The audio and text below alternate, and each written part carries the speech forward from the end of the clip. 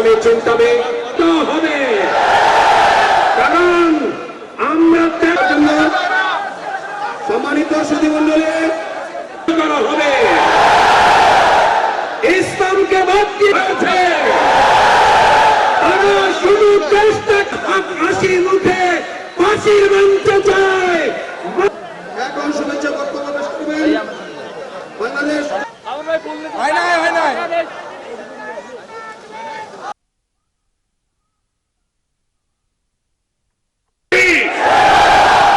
ইনশাআল্লাহ আগামী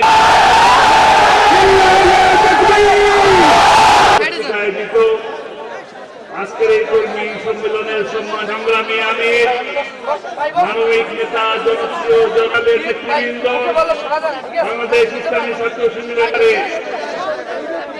দিনের আলোকে কোরআনের পাখিকে তারা হত্যা করেছে। 1 আগস্টে জামাত ইসলামীকে নিষিদ্ধ করতে তারাই হয়েছে বাংলাদেশের প্রতিটি ঘরে ঘরে। যুদ্ধ শেষ হয়নি, আগাছা পরগাছা সাফ না হওয়া পর্যন্ত যুদ্ধ অব্যাহত থাকবে। আমার সন্তানদের কণ্ঠে কণ্ঠ মিলিয়ে আমরা আওয়াজ দিচ্ছি, আবু সাইদ মুক্ত, শেষ হয়নি যুদ্ধ, এই যুদ্ধ চলবে ইনশাআল্লাহ। ফেসিবাদ বিদায় হয়েছে, এই দেশে আর ফেসিবাদী হয়ে কেউ মাথা তুলতে পারবে না। এই আওয়াজ বাংলাদেশের ঘরে ঘরে আজকে তুলতে হবে, জাতিকে ঐক্যবদ্ধ হয়ে সামনে আগাতে হবে যে আল্লাহর দ্বীনের ভিত্তিতে আমরা একটা ইনসাফের বাংলাদেশ, একটা সাম্যের বাংলাদেশ, একটা মানবিক বাংলাদেশ করে তুলতে চাই।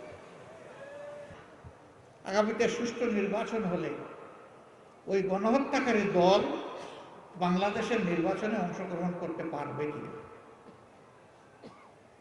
আমরা বলি আগে গণহত্যার বিচারটা হোক, ক্ষতিগ্রস্ত লোকেরা আগে তাদের ইনসাফটা পাক, তারপরে তারাই রায় দিবে যে ওনারা এই দেশে রাজনীতি করার অধিকার রাখেন।